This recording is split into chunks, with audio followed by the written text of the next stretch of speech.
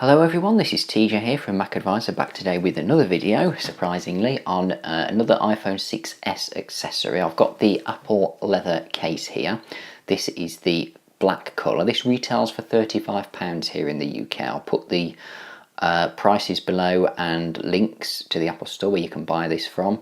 This comes in 5 colours. I was tempted by the midnight blue, but I decided to go for the black one in the end, and it comes in a box, surprising. I'm pretty sure the last leather case that I bought, which was for the iPhone 5s, came in a clear plastic packaging, but this one comes in a box and it just slides out. If I just give it a pull, it just slides out like so, and there's the case in there.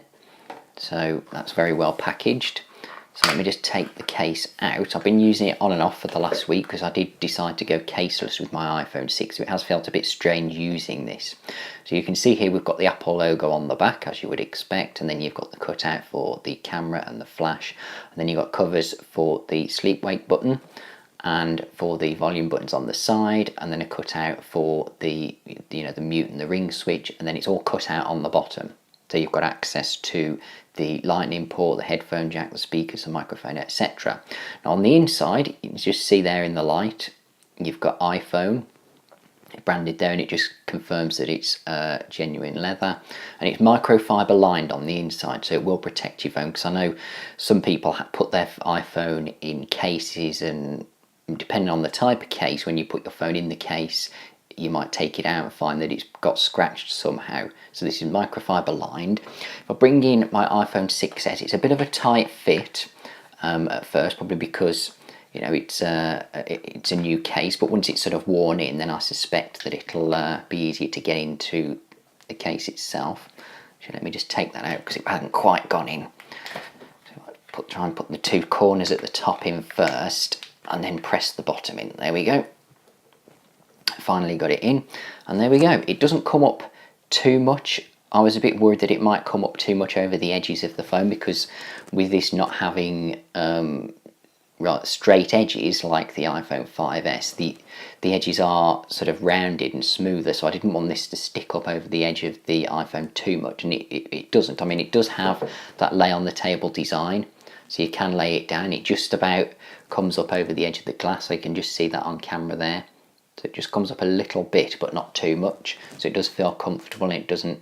You can't sort of swipe like you would do when you're doing the swipes from the edges of the screen, because the case gets in the way a little bit. But that's one of the downsides of a case, unfortunately. But it just adds extra grip to the phone. So some people might find the iPhone too slippery. I've been using my iPhone 6 without a case for the last 12 months, so I've kind of got used to how the phone feels, and it doesn't feel slippery at all to me because I've got used to gripping it. But if you want to protect your phone, because you might be prone to dropping it, and you just want something to cover it, and something to give it extra grip, then this might be one to consider. Now, one thing that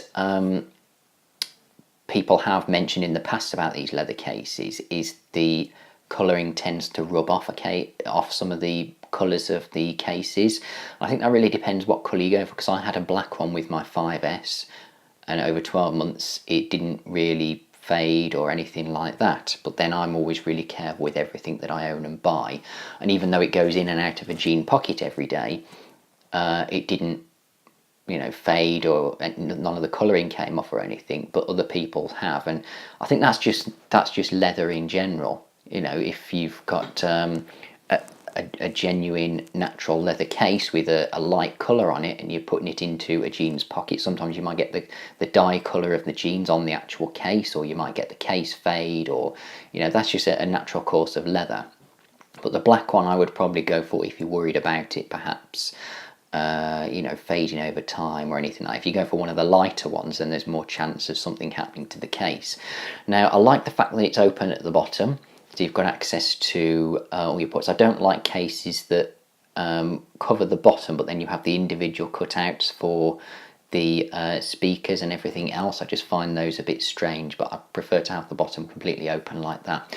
The only negative I would say about this case, and I don't know whether it's just because it's a new case and it will wear in over time, or whether it will vary ever so slightly from case to case, and that's the buttons. Like if I want to press the sleep wake button at the side, I have to press it quite hard, and the same with the volume buttons. You do have to press in quite hard to be able to feel the actual buttons and to actually get some sort of response from them.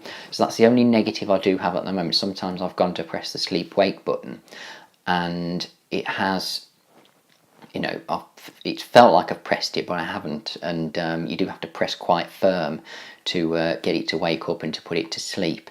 So I don't know whether that's just because it's a new case and over time as the weather layers in it'll become easier to press, or, you know, as I said, it might vary. You know, you could have 10 of these cases all lined up and try each one, and maybe you might get a different feel from each one just ever so slightly. So that was the only negative that I found with it, just being able to press the buttons through the leather. You do have to sort of have to press harder than normal, but aside from that, I find it's a good case. It's nice and slim, so it doesn't add too much bulk and weight to your case. It gives a nice grip to it. And obviously it will protect it against any sort of scratches or anything on the back of the phone, particularly if you've got you know, one of the coloured iPhones. You've got that lay on the table design, so if you do put it face down it's not going to damage the screen or anything like that.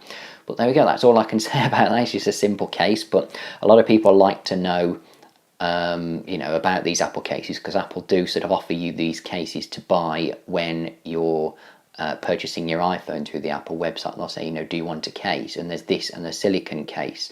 Now I do have a silicone case as well in midnight blue, and after I finish doing this video I'm going to go and do a review of the silicone case as well, which is £10 cheaper, so look out for that one. But that's it for this video. If you've got any comments or questions on this case, then of course submit those in the comments section below. Don't forget to like this video by giving it a thumbs up. Thank you very much for watching, and I'll see you in my next video.